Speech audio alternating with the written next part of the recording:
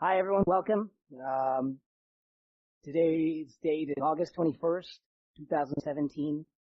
I want to welcome everyone to this presentation. My name is Dicky Shah, and I'm going to start with Nokar Mantra, and then we'll get into it. Namo Ariyantaram, Namo Siddharam, Namo Ariyaram, Namo Vajjayaram, Namo Loya Savasahunam, Eso Pancha Namo Karo Savapam Panasaro, Manglaran Savesim Padamang Havemanga. So, I want to start with a disclaimer. I am not an expert on Jainism. Sanskrit was not my first language. So if I make a mistake or misrepresent something, and certainly if I mispronounce something, in the spirit of Parishan, I ask for your forgiveness. As I said, my name's Dicky Shah, and this is the third year I'm doing a presentation for Parishan here at the Jain Center. The last two presentations were really focused on the history of Jainism. And last year I talked a little bit about the evolution of our scriptures. This year I wanted to focus partly on one of those scriptures, the Tattvarth Sutra. It is a very fascinating text, in my opinion. It's very unique in Jainism. It is the first text written in Sanskrit. It's a very concise text, which is not common in Jain scriptures. It's also the only text that is accepted by both sects of Jainism as authoritative, even though they don't consider it part of their primary canon, as part of their secondary canon of literature. Both sects accept it. It's also very old. It was probably written possibly almost 2,000 years ago. And so all of these things make it a very interesting text, and I thought we can spend some time talking about it. The structure of this presentation, we're going to start a little bit with maybe a review of the history of Jainism, a very, very brief review, because I think we need to have some context, some historical context, to help us understand how we came to the Tattvarth Sutra. Then we'll talk a little bit about the evolution of the scriptures, again, very brief summary, and then we'll get into the text itself. We're going to touch upon a few of the major themes in the Tattvarth Sutra. Then we'll talk about a little bit about Jain cosmography. It's also part of the work. And then we'll end with just a few explanations about the Jain measurement of time and space, which I thought was quite interesting. All right, so let's start. So again, very brief. The further back we go in history, the fewer pieces of material evidence we have. And so when we try to construct the story of an early period in our civilization, we rely more and more on conjecture, on speculation, theories. We rely on our myths and our traditional beliefs. They help fill in all the gaps that are left when we don't have enough material evidence. The earliest period of history in the Indian subcontinent that we have any real archaeological evidence probably dates back to about 3300 BCE. This is the early Harappan phase of the Indus Valley civilization. We don't know much about this civilization. We certainly don't know what kind of religion they practiced. We don't know what culture they had. But we can make some interesting inferences from whatever evidence we do have. There was really nothing that the archaeologists have found to indicate that there was any emphasis on the military. There didn't seem to be much warfare at the time. There was no centralization of wealth. All of these things, with a little stretch of the imagination, could help support a theory that perhaps there was some sort of proto-Jain philosophy that was at play during this early period. There was also a lot of bull iconography in the architectural findings. And so you might suppose that they venerated a deity that was associated with the bull. And so that kind of sounds a little bit like Rishabdev Bhagwan. He was our first Tirthankar. He was said to bring man from the primitive state into the civilized state. And he was also believed to have the knowledge of the 14 Purvas, which in our traditional beliefs is a composition that contained all the knowledge in the universe.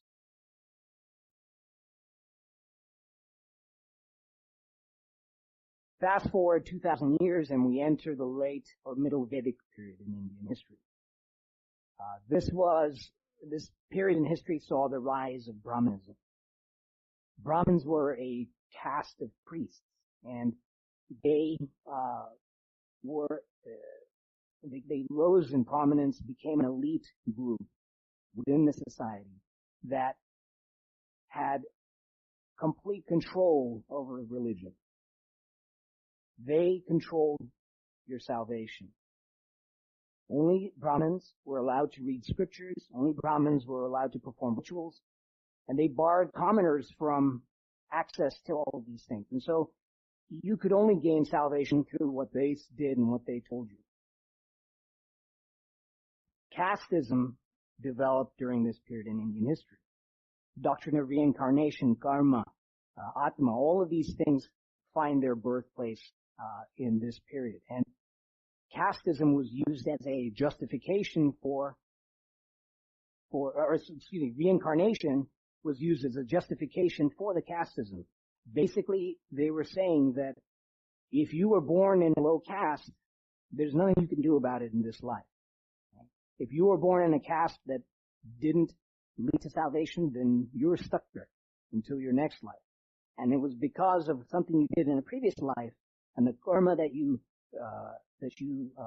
gained that caused you to be born in this life, in this low caste. So it was justified. This is what they did. Now, obviously, this is not great for the vast majority of people who weren't Brahmins or Kshatriyas. And so, in opposition to this Brahmanism, rose a group of movements called the Shraman movements. Shraman movements contrasted the Brahmanism in several important ways. They said that anybody could achieve salvation. All you had to do was follow the right path, perform austerities, and individual effort will lead to salvation. You didn't need special priests to perform rituals. You didn't need to do animal sacrifice. They rejected the Vedas entirely. And you have several Shraman movements during this period. Does anyone know one of the Shraman movements? Buddhism, and of course Jainism. Buddhism disappeared from India probably by the 1300s. Jainism is really the only Shraman movement that has persisted this long. But there were many at this time in history, this period in history.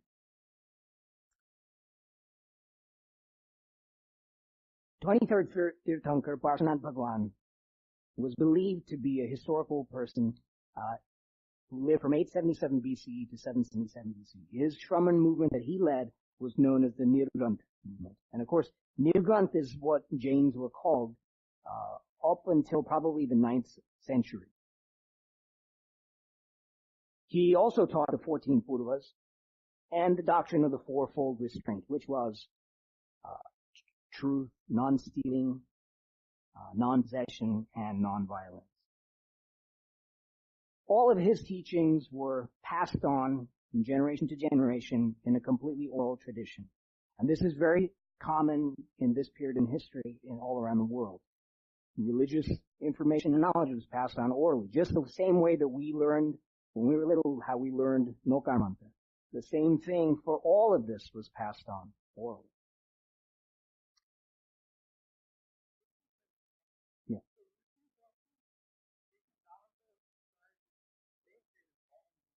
Okay. So for those who didn't hear that, if you're watching on YouTube, should be a link for the slides that you can download from. For 200 years, this oral tradition was passed on until we get to the next period in Indian history, the Majanpad period, which is the period of 16 kingdoms. You see here Kuru from Mahabharata fame, and then over here you see Magad. It was here in Magad that in 599 BCE, our 24th Tirthankar, Mahavir Bhagwan, was born. His parents were of Kshatriya class. They were followers of Parshanath Bhagwan and the Nirgranth movement. Mahavir Bhagwan, added one more restraint of celibacy to the fourfold restraint that was taught previously. And one of the core principles of his teachings was the idea of anekantva. What that means is that truth remains the same, but the way you can teach it may change over generations. And if you take that truth and you present it differently, and you look at all the angles of that truth, it is going to become more relatable as cultural context changes, as people change. And so it becomes a way of preserving the truth in a way. Mahavir Bhagwan's teachings, of course, form the basis of our scriptures today. So let's talk about our scriptures. For Jainism, the scriptures are not the unadulterated, pure words of Mahavir Bhagwan, right? They are actually a compilation of academic and philosophical interpretations and revisions that have happened over the centuries. And it is composed by and compiled by numerous scholars and monks, not just one person. And this is very different from other religions, other major religions.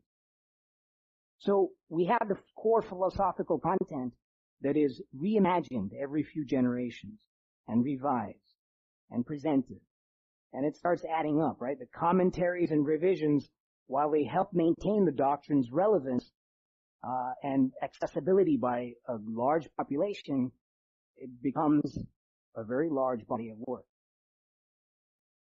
Now, this idea of having these teachings be understood by everyone, having a broad accessibility, like they did in the Shraman movements. The whole point of the Shraman movements was to have inclusivity, so that anybody can achieve salvation, is most clearly seen in the language chosen to convey the message. Mahavir Bhagwan is thought to have taught in a language called Ardhamagdi. Ardhamagdi basically means half Magdi. Now, Magad, we said, was the kingdom in which he preached or taught, and Magdi was the colloquial language of that area. Ardhamagdi was actually a mixture of colloquial Magdi and foreign dialects. Foreign dialects brought to Magad by travelers, by people who moved there from different kingdoms. So by teaching in Ardhamagdi, he had a very broad audience, a very broad appeal. Pretty much anyone could understand him. And this is very in contrast with the way Brahmanism practiced. Ardhamagdi, we don't have any existing examples of it now, so we're not really sure what kind of language it was. Svetambars believe that the Prakrit, that is the language used for their current canon, is the same Ardhamagdi. We don't really know. But it's very interesting that this language was chosen, because remember, we talked about the Brahmanism. The way they taught everything in Sanskrit. And at that time, not many people, unless you were an academic, a scholar, or a monk, you didn't understand Sanskrit. It wasn't taught, it wasn't spoken, common language. And so they kept it for themselves, and they made it exclusive. And they made it that way, and they kept it that way so that other people, common people, wouldn't have access to it. While Prakrit or Ardhamagdi was available to everybody. Now, this was early on. Now, we said, if you remember, I said Tattvarth Sutra was actually written in Sanskrit. And we'll talk about why that decision to change the language in a minute. So, Mahavir Bhagwan's teachings formed the 12 Angs. His either his uttered words or a holy sound that emanated from him, depending on whether you're Swetambar, Digambar, was interpreted and compiled and composed by his disciples into the 12 limbs, that's what Anga means, of his doctrine.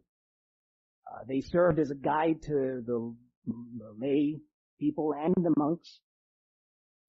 They contained a vast amount of information. It had instructions on how to achieve liberation, stories, histories. It talked about all the cosmos and space and time, matter.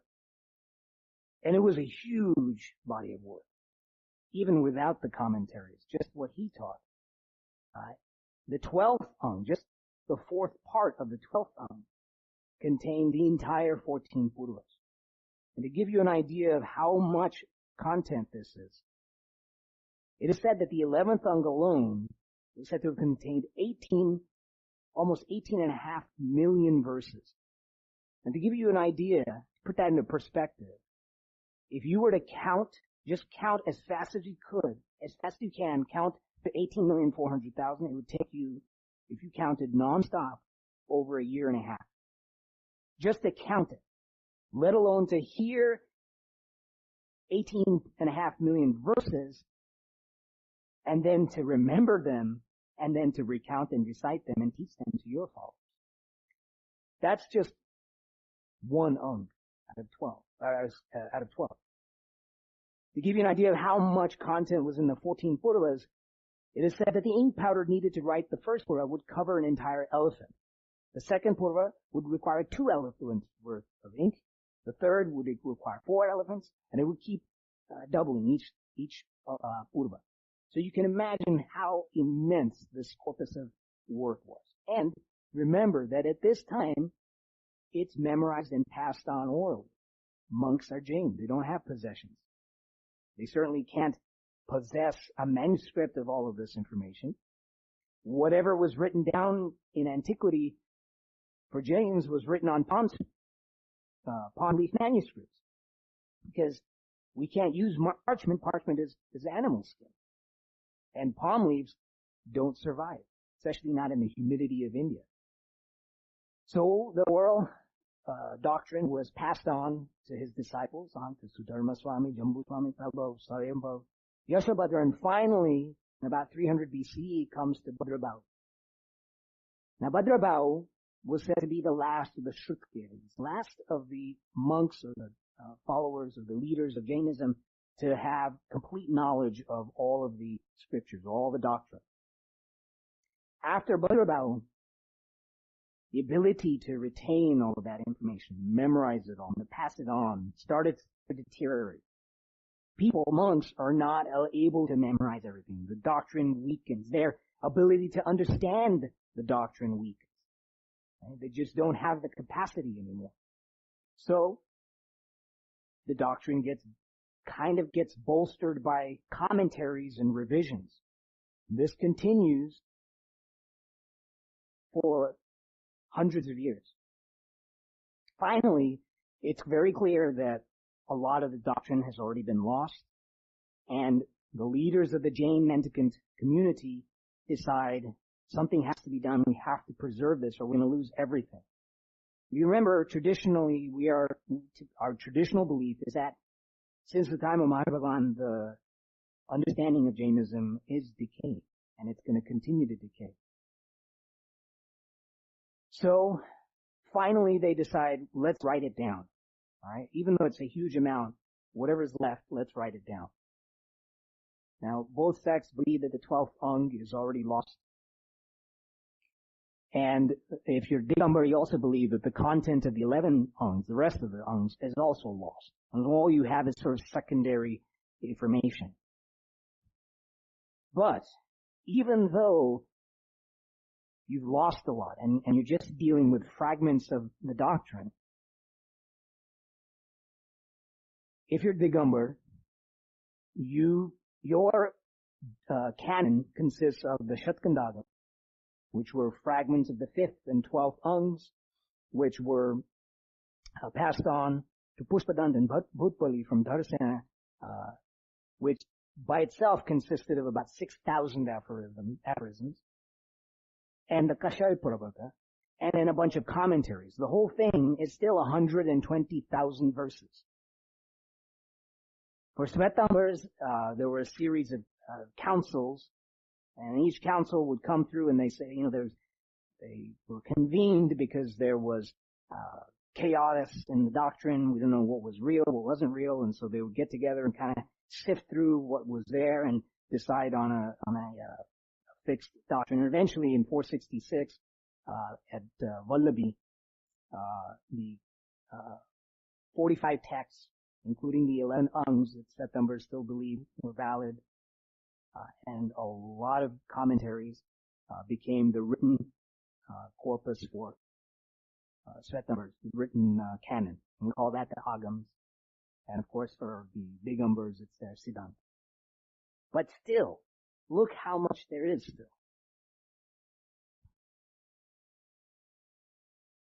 It's huge. So what do? You're a Jain monk scholar, and you see that this is just too much. Monks can't even read all of these, let alone understand them, memorize them, and pass them on. What do? Well, somewhere between the 2nd and 5th century CE, a monk scholar by the name of Umaswati or Umaswami composed a concise handbook of the Jain doctrine in a form of aphorisms. And that is how we got to the Tattvarth Sutra. So, it's concise. It's a handbook. It's really thin. It only consists of 10 chapters that has a total of 350 aphorisms. Some of these aphorisms, many of the aphorisms are one word. So it's probably this thick. You just put it in your pocket and walk around with it. You can easily memorize it. Anyone could. And so, this upside down triangle, we get down to the bottom here, and we have our 350 sutras.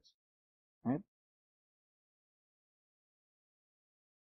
It was written at a time when aphoristic scriptures were very popular. You can compare them to the Catholic catechisms, the Brahma Sutras and Yoga Sutras. Those were all kind of written around the same time. But it was written in Sanskrit. And we said that don't write in Sanskrit. Nobody understands Sanskrit. Everybody understands Ardhamadi or Prakrit. Why wasn't it written in Prakrit? Well, there's a reason. By this time, now we're talking centuries after Mahavir Bhagwan's time, nobody spoke in Prakrit, the dead language. The natural language, the common vernacular language, evolves, right? As people migrate and people move and people have different words entering into the common usage, our own language has changed in just our lifetime, right? We have new words in our language now, emoticon and texting, and Google. Exactly. So, of course, after centuries, the language is completely unrecognizable, right? But Sanskrit has been preserved artificially because it was the academic or scholarly language. So everyone who was an academic, all the monks who had to read Sanskrit, they still knew Sanskrit. So by this time, Sanskrit was a better language to write the work in because more people knew Sanskrit than Prakrit. There weren't that many monks who left who knew Prakrit then. It was a colloquial language. It changed.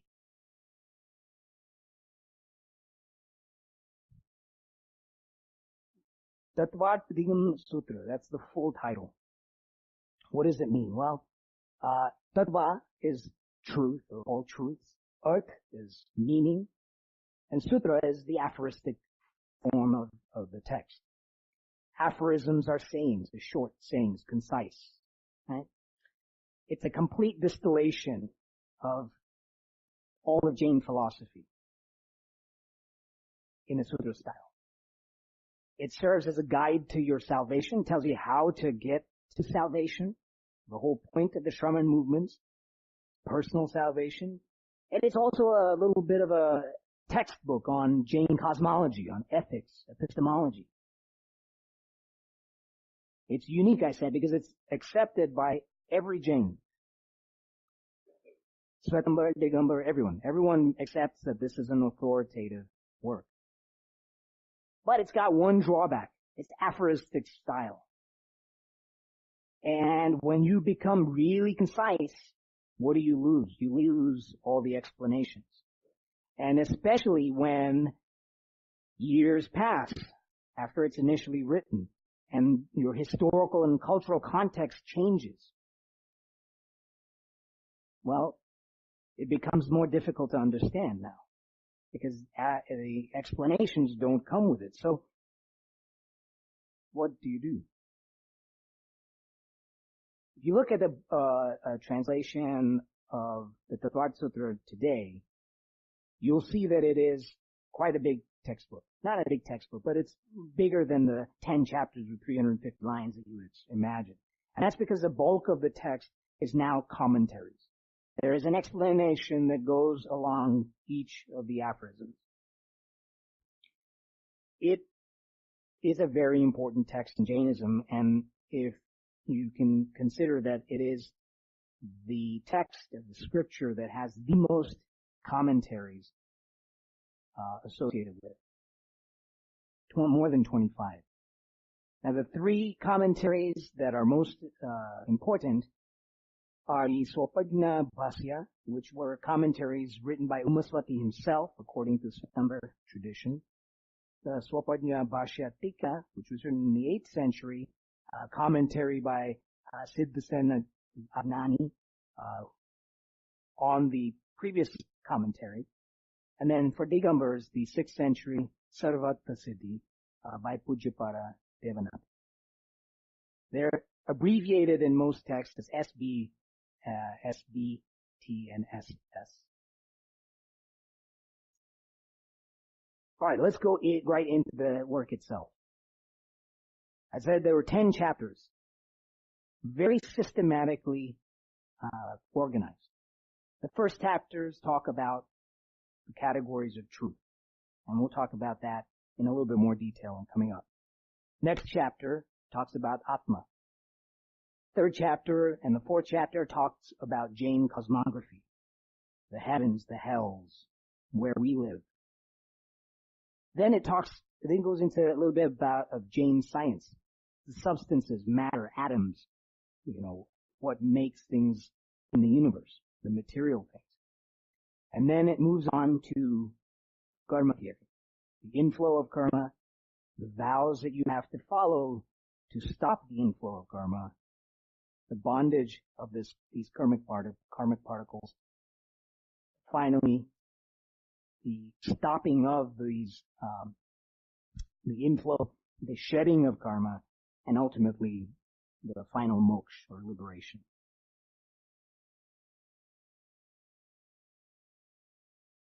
First chapter, first aphorism. This is the most important line, I think, in this work. Probably why it's first. Samyak darshan gnan charitran mokshamad. Does anybody know what that means? It's Sanskrit.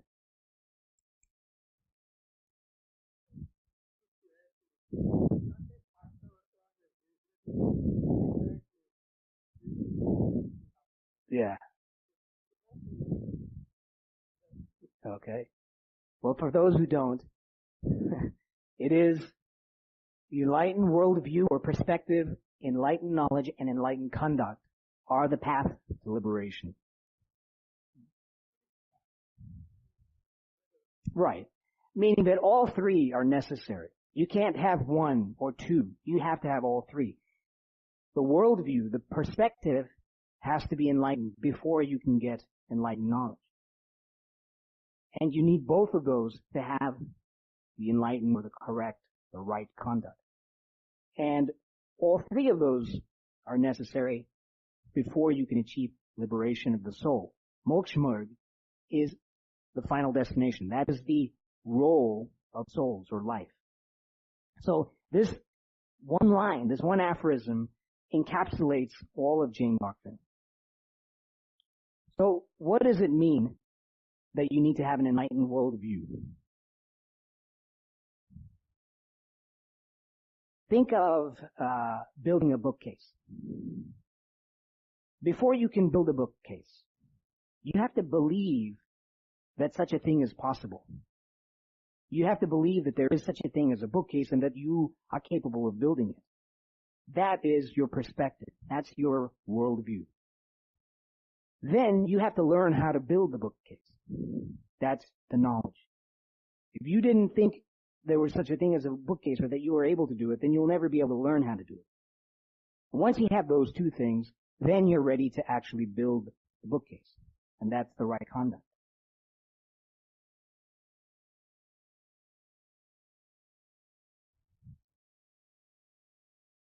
These are also called the three jewels or gems of Jainism. Okay? So let's talk about Samyak Darshan.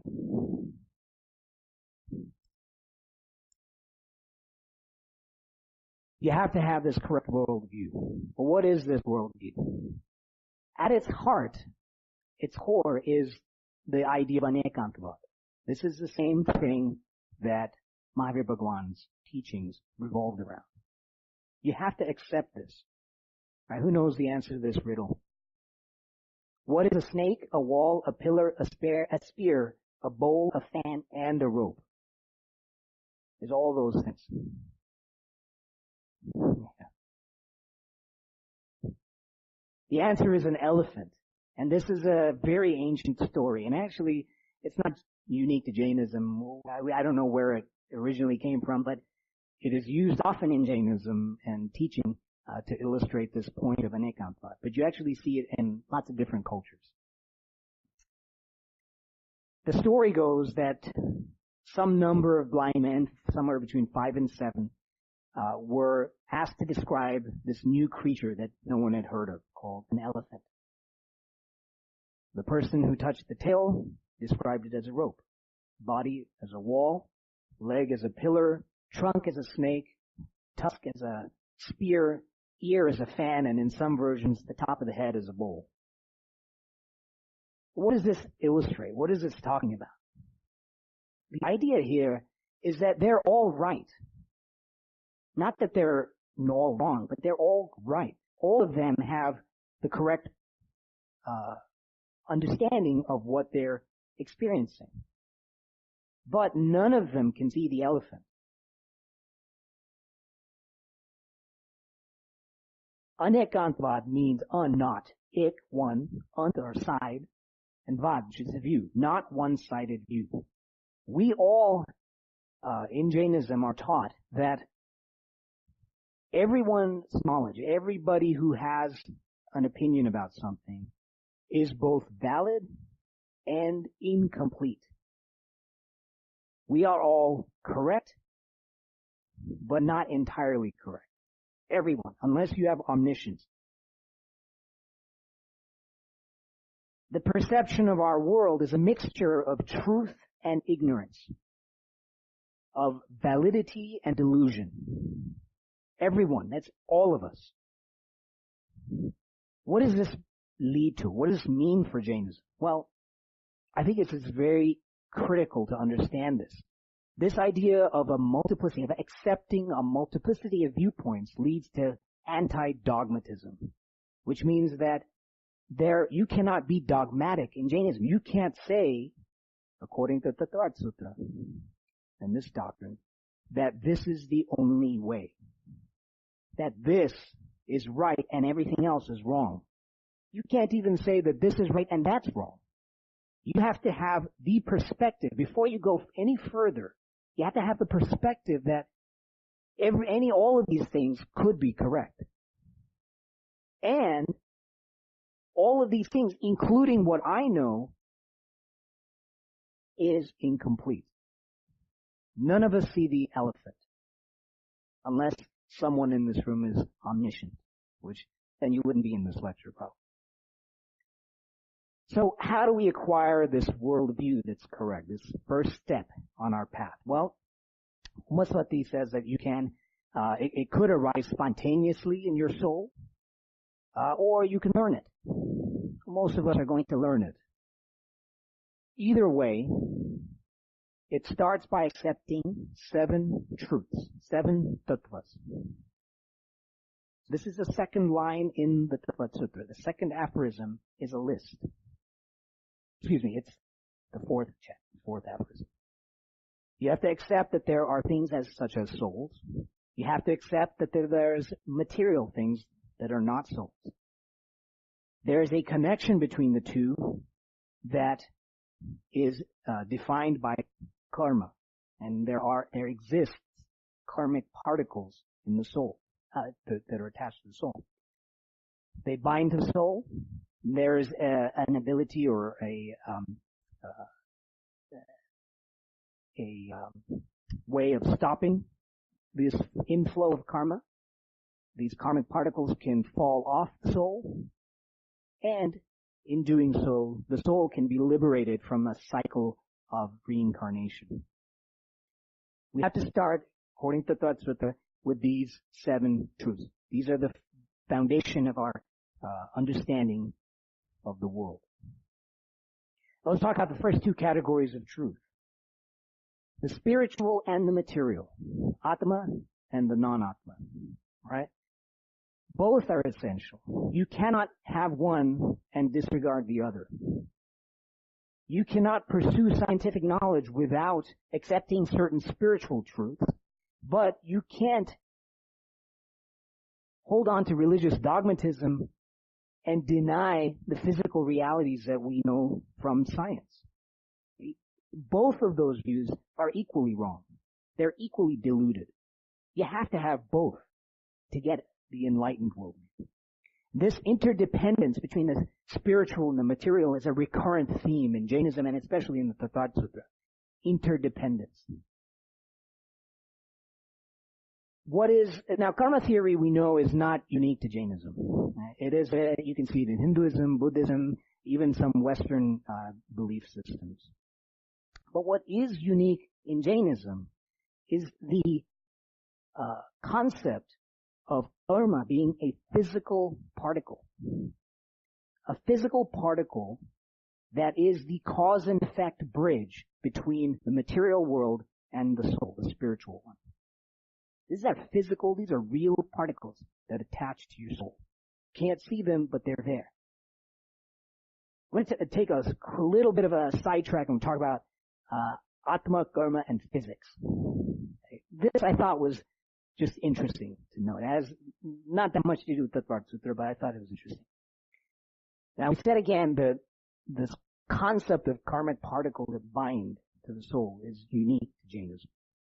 In Jainism, we believe that the karmic particles vibrate. They cause the soul to vibrate. They vibrate. The vibrations determine the nature of the soul and cause other particles to attract to them and bind. Vibrations. Tiny particles. In quantum physics, we know or we theorize that the most elemental particle is a string. It could be an open string or a closed string. And these strings vibrate. And the way they vibrate determines their nature and their interaction with other particles. I thought that was interesting. Tattvarth Sutra says the atom is the smallest part of matter. But it doesn't use the word atom. It refers to something that cannot be divided any further. Atom itself, that word, comes from Greek, and it also means that which cannot be divided any further, that which cannot be divided. So our understanding of the atom, now we know that the atom can be divided. It can divide into smaller particles, protons, neutrons, electrons. Those things can be divided into even smaller particles, quarks, strings. So I would say that the Tattvarth Sutra in the next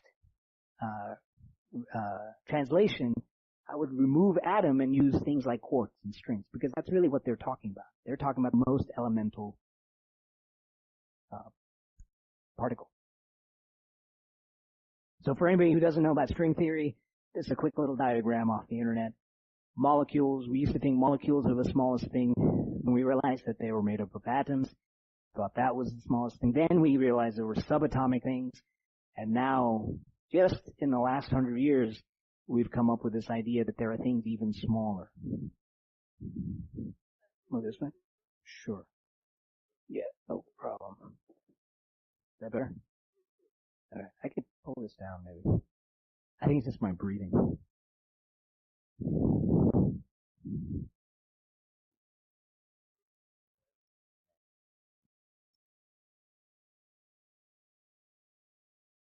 The third and fourth categories of truth describe this relationship between the material and the soul. And the rest of the categories essentially are a roadmap to escape this interaction, this binding and so forth, all the way to moksha. So this aphorism, this verse or line actually kind of gives you a table of contents for the rest of the Tattvarth Sutra. You can say that the work actually talks in systematic order the nature of the soul, the nature of the cosmos, the nature of the karmic connection between the two, and an antidote to the endless cycles of worldly existence, which is really the goal of every life. That's what the Tattvarth Sutra basically talks about.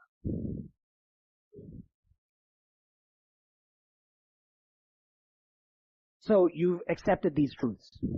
Now the next task is to understand them. And very nicely, the rest of the first chapter of the Tattvarth Sutra is how do you learn? It talks about what kinds of knowledge are there and how do we take these truths and understand them more completely. So the first thing it says is that truths and their attributes can be explained in different ways by name, symbol, potentiality, and actuality.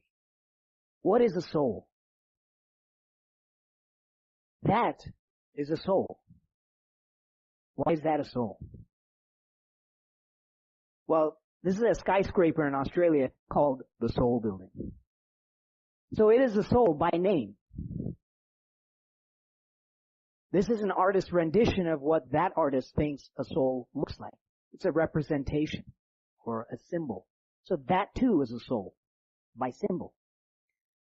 Souls can also be known by their potentiality. What are they destined to become? What were they in past incarnations? If a soul was going to be a dev or devi, then that can also be considered its reality. And finally, a soul is in front of you, living thing. That's the soul in actuality.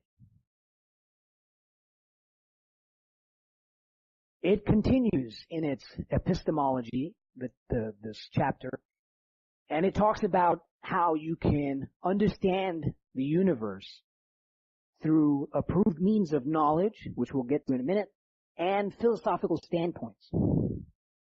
So what does that mean? Well, that means that you can look at, say, a tree, and you can learn what a tree is by learning what a tree is, by reading about it, by hearing a lecture about it, by experimenting on it. That's knowledge. Okay, those are means of knowledge to get to the tree. But to fully understand the tree, you have to look at it through different philosophical standpoints. You can see a tree and you can see it as a symbol of strength or a symbol of life. That's one perspective. You can see a tree as death and destruction because it potentially could fall on you and kill you, destroy your house, or be the fuel for a forest fire. That's its potential, and that's a different perspective. You can see a tree as timber, construction of cities. You can see a tree as a can of oxygen. It produces oxygen for life. You can see a tree as an entire ecosystem for all the creatures that live on it. And these are all perspectives, and they're all different, and they're all equally valid. So those are the philosophical standpoints. We talk about how do you understand the truths. You investigate them through different gateways. It talks about these gateways. Know something by its definition, its possession, cause, location, duration, different varieties. And it goes on into more detail about looking at things in their existence, the numerical determination, the field occupied, field touched, continuity, time-lapse, states, relative numerical strength. It goes into great detail in all of this. I'm not going to go into all that detail. Think about this in contrast with the way we arrive at our truths in the Western world. we talk about the scientific method. Everyone who's gone to school here learns about the scientific method somewhere between 3rd and 5th grade. What is that? You come up with a hypothesis, right? And you do an experiment, and either your hypothesis was right or it was wrong. That's it. It's a binary result. And this is in stark contrast with the way the first chapter in Tattvarth Sutra says, investigate truths. It is already saying that truth is multifaceted, but it's not binary. And there could be a whole number of equal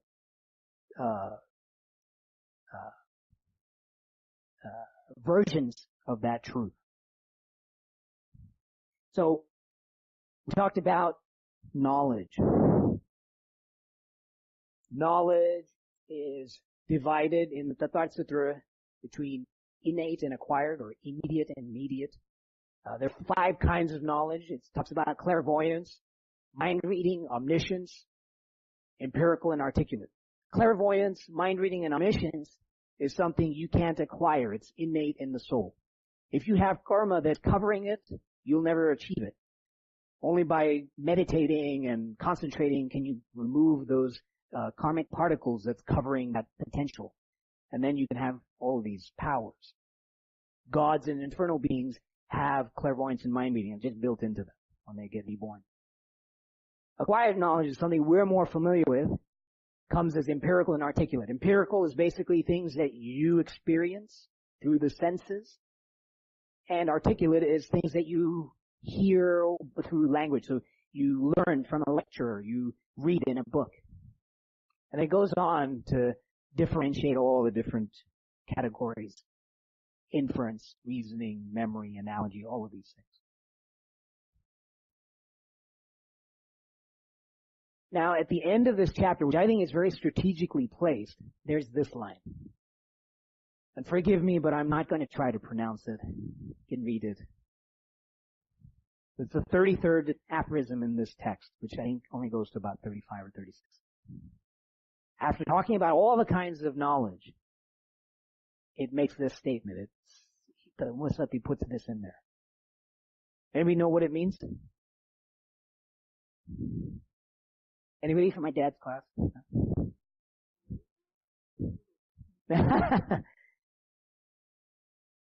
No matter how much knowledge you have, no matter how much investigating you do, if you don't have the right worldview, then you are like an insane person who follows arbitrary whims and cannot distinguish between true and false. So what is this saying? This is saying that the truth of the thing is not determined by a practical grasp of its facts, but by the perspective, spiritual and philosophical perspective that you have. If that's correct, that is the path to the truth. Next chapter talks about Atma. And it kind of describes Atma in various ways. First, it says, what is Atma? What is its defining attribute? Well, it is that which can interact with karma, with karmic particles, to determine its state of existence. How can it interact? Well, it can suppress destructive karma. It can eliminate all karma. It can partially eliminate karma. And then there's also, it can allow the rising up of suppressed bad karma. That's not eliminated, it's suppressed, and eventually it has to come to the surface. There are 8 types of karma that the Tattvarth Sutra lists. Knowledge covering, intuition covering, deluding, and obstructive are all destructive karma. Sensation producing, lifespan determining, status determining, and body making are all the non-destructive karma.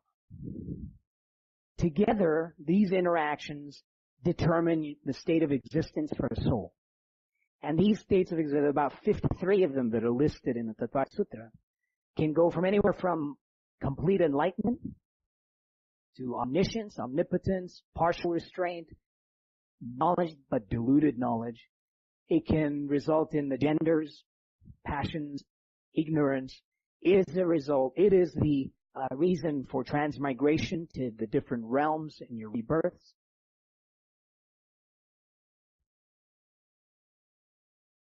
What else did it say about the Atma? Well, some Atmas are worthy of liberation and some are not. So there are some Atmas in the universe that will never achieve liberation. It has nothing to do with their karma. It's just they're not destined for that. All souls are sentient. Now, sentience in this Jainism, or at least in the Tattvarth Sutra, is knowledge or intuition. That means that beings that have a mind, that can have rational thought as well as instinct, are both considered sentient. So no matter how simple or primitive an organism is, if it has a soul, it has sentience. Then it further classifies souls. There are liberated souls and worldly souls still floating around. Souls that are worldly can have a mind or they can have no mind. If they have a mind, they have to have a psychic and physical mind. That's what we would consider thought and a brain. You have to have both. In Jainism, though, it's the psychic mind, the thought that creates the material mind or the brain, not the other way around. You know, we think of in the West, we think that the brain is first, and then you develop, and that gives you the ability to have thought. But in Jainism, it's the other way around. Thought creates the brain. There's worldly souls can be mobile or immobile. Immobile are things like earth-bodied souls or plant-bodied souls. And then it organizes the living things, these souls, into different categories based on the number of senses. Now, everyone's probably heard of this. I know I learned it when I was a kid. And, you know, this kind of is the rationale for being able to eat plants but not animals. But it kind of goes into this thing where it says one-sensed organisms are earth-bodied, water-bodied, fire-bodied, air-bodied, plant-bodied. So plants are one sense. Earth, a clump of dirt, is considered living. It's considered has a soul. Maybe it's we can infer that it's talking about all the microbes that live in earth or dirt. Water, lots of things that live in water and air. Two senses, we become a little bit more neurologically sophisticated. We talk about worms and leeches and other invertebrates. By the time you add a third sense, we have now even more neurologically complex creatures. Ants, fleas, termites. Four senses add sight, and you get bees and flies and scorpions and such. Finally, the five senses. There are no more than five senses, according to Tattvarth Sutra, and this includes everything else. Fish, birds, mammals, humans, gods, demons.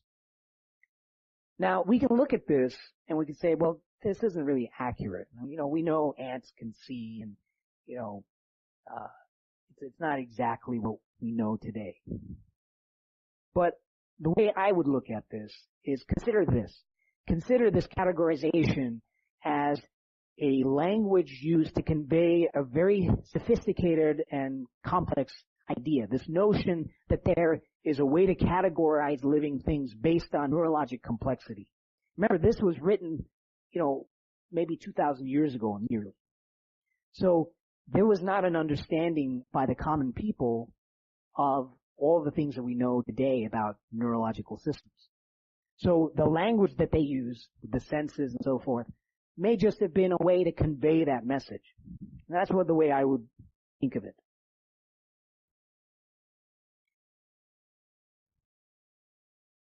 Modern taxonomy started around 1700 with Carl Linnaeus. Yeah.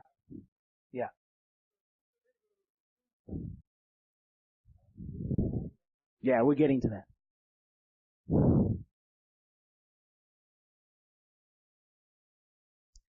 So we can say that, we can say it's similar to modern taxonomy, which started around 1700, hundreds of years after this was written. Because prior to that, there were categorizations of living things, mostly based on Aristotle, but they were based on attributes of a creature, the function of a creature. Things that could fly were in one category. Things that swam were in another category. things that had 4 limbs were in one category, 2 limbs in another category. This idea of progressive neurologic complexity was not seen anywhere else. But what's more interesting, I think, is that the fact that this is a religious text. This is like the Bible for Jains. And in this religious text, there is so much detail given to this science of taxonomy, if you want to call it. And that is unique to Jainism. All right. It's for you. Mind, no mind. All right. Psychic thought creates the physical brain. You need to have both thought and mind, both thought and brain, both a psychic and a physical brain to have mind. 5 sense being certain ones, not all of them, but certain ones. Those born of the womb, humans, gods, and infernals, are considered to have a mind and to be intelligent. In the SB commentary, it divides intelligence into rational thought and subconsciously motivated behavior. So it's basically saying that animals are intelligent in a way. They're not intelligent in the way that we are. We rationalize things and such, but they have subconsciously motivated behavior, instinct we would call it. And that still is a mind. That still qualifies as intelligence for the purposes of this explanation. The last thing that we talk about with souls is that they have the ability for transmigration. What is that? Transmigration is basically what happens when the body dies and the soul goes to a different place. When it goes to a different place, it can go to a different place in the same realm, right? Person dies, reborn as another person. Or it can go to a different realm, in the heavens or in hell. When it is reborn into its new body, this can occur through 3 different ways.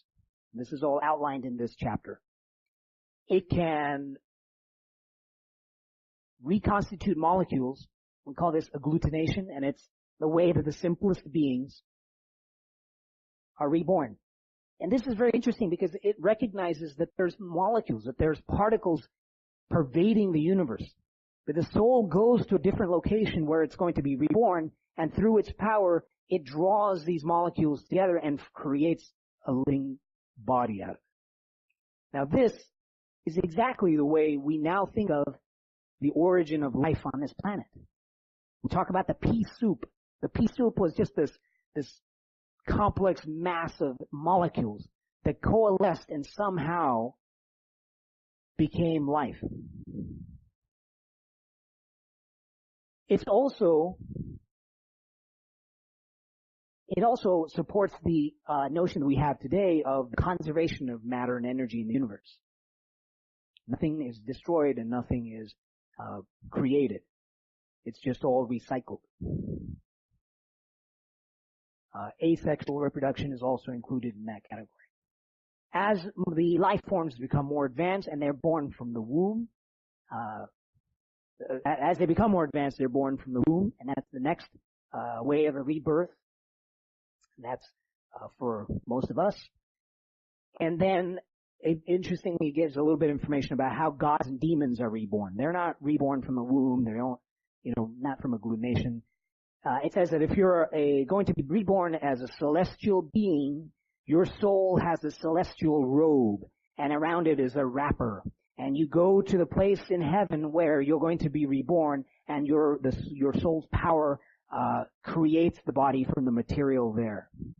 If you're a demon, if you're going to have the misfortune of being reborn as a demon in hell, that you go down into the hell, and there's a vessel with a narrow opening, and your soul enters that vessel and creates its infernal body from the molecules that are present there. So let's talk about hell more. Jain cosmography, very interesting. What is the Jain idea of the universe? What does it look like? Well, we know it as Lok Purush. This is a medieval manuscript, probably 14th century. And here you can see, right at the top here, this little crescent on the forehead, this is Siddhisala, the abode of the Siddhavala.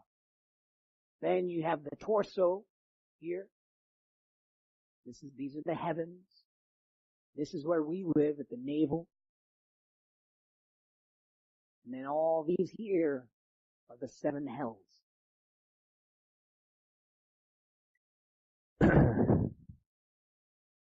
Gods live at the top, humans live in the middle, and the demons live at the bottom. These 7 hells are listed in the Tattvarth Sutra. They changed in their color and they're named for their color. Gem-hued, pebble-hued, sand-hued, mud-hued. As you go deeper into hell, it becomes darker and darker until the last hell, the 7th hell, is pitch dark. The Tattvarth Sutra says that these lands float on a dense ocean, that floats on a dense layer of air, which floats on a thin layer of air, and then which somehow floats on a self-supporting space. Here's a diagram of the Lokpurush. Again, you see at the top the Siddhisala, heavens, where we all live, earth, and then the 7 hells. Tattvarth Sutra actually gives you some detail about what hell is like. It says that the infernal beings are constantly subjected to increasingly inauspicious coloring. I don't know what that means. That's just what it says. Poor metabolism, ugly bodies, and horrible experiences in awful shapes. They are always surrounded by mucus, urine, feces, blood, flesh, fat, pus. Their land in which they live is strewn about with rotten flesh, hair, bones, skin, teeth, and nails of corpses. Painting a horrible picture, and there's constant weeping and wailing. Obviously, these souls are being continuously tormented. The top levels of hell are extremely hot, and then you switch to extreme cold at the bottom levels of hell. Here's another manuscript, probably around medieval times, depicting what this artist believed hell was like. You can see it's horrible. There's a lot of blood, guts, demons of different shapes. There's violence all over the place. It also says that the infernal beings have an insatiable appetite to devour everything, to drink all the oceans dry, but they can't ever satisfy their desires. They have clairvoyance. Remember I said that they are born, all the demons and gods are born with clairvoyance, but their clairvoyance only allows them to see things that cause them pain and suffering and fear. They're able to change shapes and create weapons out of the molecules in hell, but only to fight each other and inflict unbearable pain on each other. They're also tormented by mansion-dwelling demonic gods. This is the type of god that was reborn as a god because they had performed austerities, so they got to be a god, but the reason for the austerities was a deluded worldview. And so they're reborn as these demonic gods. And what do? They force the demons to drink molten iron, embrace red-hot pillars, climb up and down thorny trees. They pour boiling oil on them, fry them in pans, bake them in ovens, and crush them in grinders. It probably looks a lot worse than that in reality. So, what level of hell can you reach in your next life? In our next life?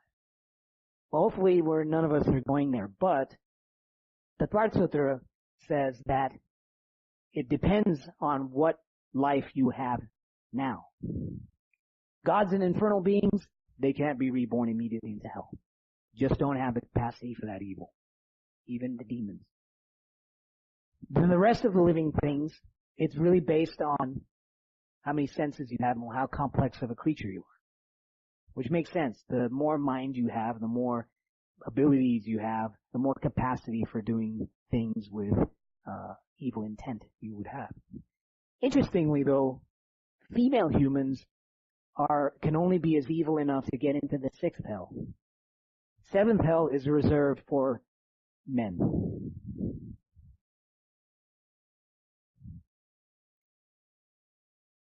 It's a good question. There wasn't really an explanation. the theory is that it is only a human male that has the capacity for such evil. And that's sort of that hierarchy of man over woman, even in these terms. All right, so you're in hell. How long you gotta stay here? Well, first of all, the lifespan of these demons cannot be shortened. So you can suffer, and you can try to get your head cut off and be stabbed and burned alive, but you will never die until the predetermined duration of your existence is up. And this is how it defines how long you're going to be spending in hell. The first level, 1 ocean measured period, and it goes all the way down to the 7th level, which is 33 ocean measured periods. So, of course, the next question is, what is an ocean measured period? And that takes us to the last section of this talk, which is a bit about how Jainism viewed the measurement of time and space. In Jainism, the smallest unit of time is considered one time unit. One time unit is defined as the time it takes for an atom to cross the distance occupied by itself.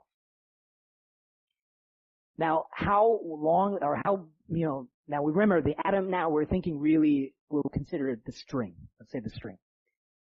Only omniscient beings know this quantity. And even they cannot express it. So that's how small it must be. And interestingly, we now have in quantum physics a similar description called a Planck time unit. Now the smallest countable unit of time is 1 avliga. And you can see the derivation here. It's about 0.00017 seconds. To the 24th of those makes about 1 muhurta, which is an hour, Indian hour. 48 minutes. 30 of those makes 24 hours. And that's how we start from infinitesimally small fraction of time to something countable. Well, what about the other end? All right. The next step is you looking at this way of looking at time in the cosmic sense. 8.4 million years is one purvam. 8.4 million of those is a purva. 8.4 million of those is a trutitanga. 8.4 millions of those is 1 trutita. And that's how many years? It's about 5 octillion years. Alright? Now, we're not done, because this continues on for another 24 rounds. Until you finally, and each one is 8.4 million times more than the last, until you finally get to the longest period of countable time, 1 Sirsa Prahelik. And guess what? An ocean measured period is longer than that. So how do we count something even longer than that? We don't have enough room to put in more zeros, right? So it's something called a simile-based measurement. A simile-based measurement is a way of describing a quantity using a simile or a story. Imagine a 9 by 9 mile spherical pit. Pack it tightly with sheep wool. Cut that sheep wool, those fibers, into pieces so small that they're invisible to the naked eye. Take one of those cut pieces out every 100 years. The time it takes to empty the entire pit is 1 pit measured period. 1 ocean measured period is 10 to the 15 of those. So it's, of course, unfathomable. This is time that's unfathomable.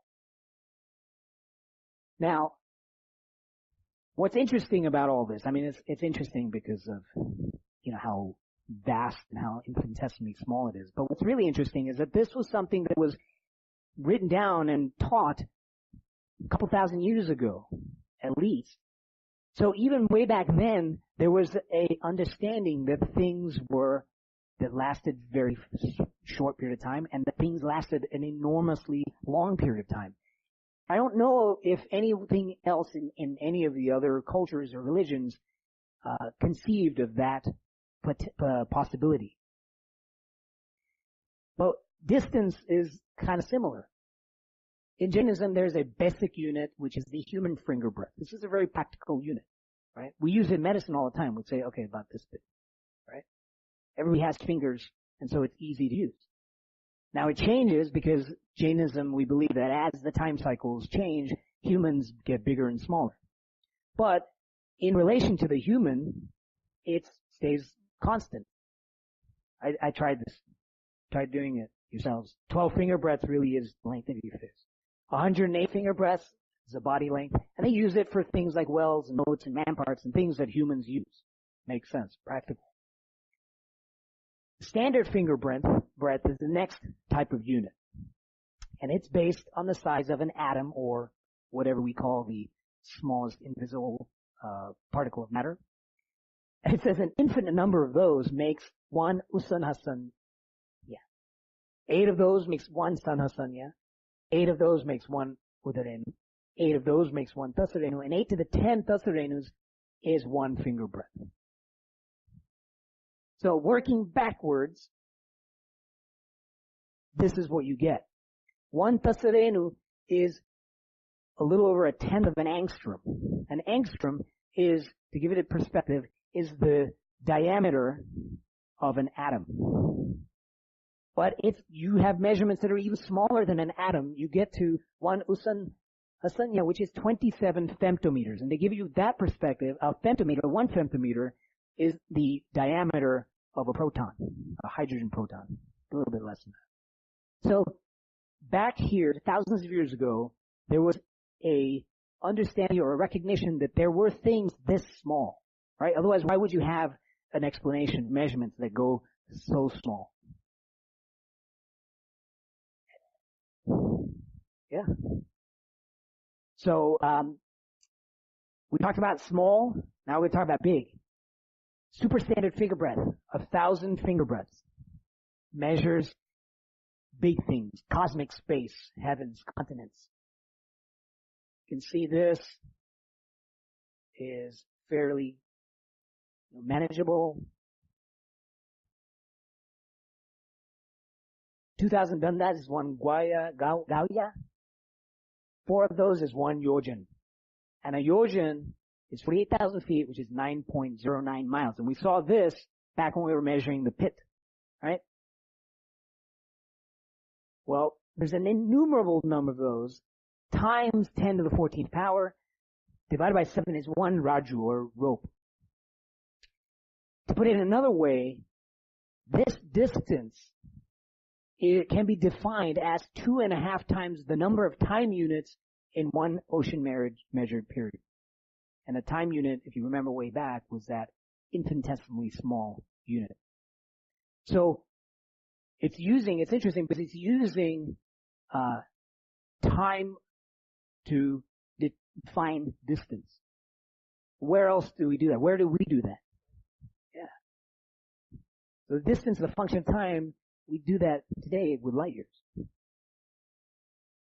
So to give an idea of these distances, according to Tattvarth Sutra and some other ancient texts, if the universe were a cube, then the width of that cube would be 7 rajus, or 7 ropes. It gives you an idea of how vast Jains believe the universe to be. Again, it's something fairly unique in Jainism for so long ago. Back when the universe didn't seem to be that big, the earth didn't seem to be round, all these things, right? All right. That is the end of the main presentation, and I just wanted to conclude that Tattvarth Sutra is a fascinating text, and I have not even finished reading the majority of it. It is really a concise summary of our principles, and when taken with the commentaries that are associated with it, that come with the text, provides a very understandable read. it uniquely combines science and religion. This is something you don't see in other religions. The emphasis, whole entire chapters on this, explaining matter, time, and space, cosmos. It also is a spiritual manual. We didn't get into that part of it, but the rest of the book talks about karma and atma and how to achieve liberation. But very importantly, there is a recognition that there is an interdependence between the material external world and the spiritual internal world. And this interdependence is something that is very unique to Jainism.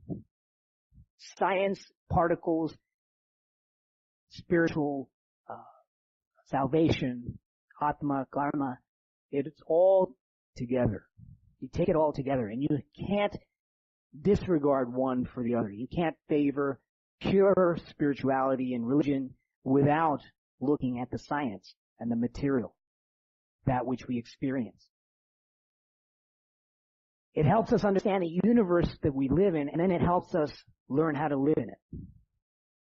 And I think that if we all read, I'm sure you all read many, many texts, but for my generation and people who grow up here, I think this is probably the one book that I would recommend everyone read.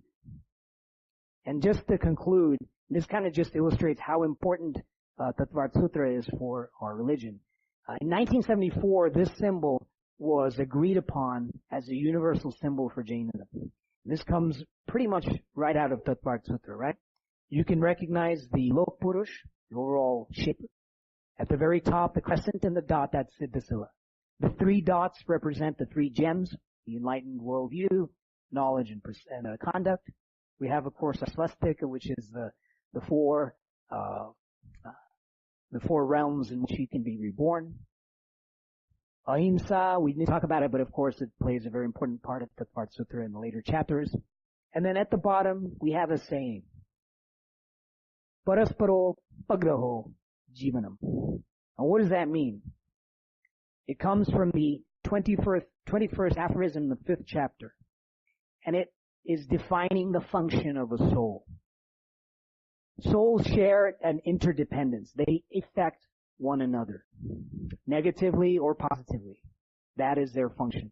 We cannot live in isolation. Everything we do influences those around us on a spiritual level, on a physical level. And we, all of us, are jointly responsible for the world which we create. And I think that's the true meaning of this symbol. All right, thank you very much.